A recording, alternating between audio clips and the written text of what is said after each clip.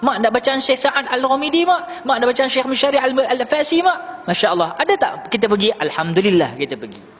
Itu seni. Jangan dielak tu. Kotak seni ada dalam jiwa kita. Macam kalau lagu Tegar tu, kalau adik-adik nyanyi, adik boleh nyanyi, tak ada masalah. Tapi adik kena tukar lirik.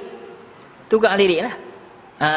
Aku yang dulu bukanlah yang sekarang. Dulu ditendang, sekarang ku disayang.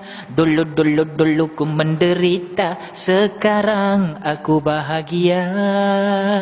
Dulunya aku memang berat nak semayang, puasa aku pun selalu lintang pukang. Dulu ku rasa tak bimbang, sekarang dah makin matang. Hidupku dulunya seorang mat rempit pulang malam, selalu bawa awang taruhan memburu nama serta gelaran menjadi raja jalanan.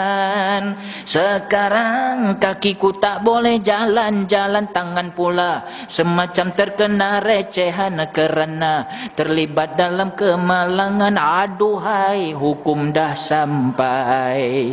Aku yang dulu bukanlah yang sekarang. Dulu bersetan, sekarang dah berserban. Dulu tak kenal Tuhan, sekarang dah mula baca Quran. Hijrahku bukan hanya seorang pengamin, tetapi fahami apa yang kita amin. Pohon doa untuk kuatkan hati. Selamat dunia dan ukhrawi, selamat dunia dan ukhrawi, selamat dunia dan ukhrawi. Allahu Akbar.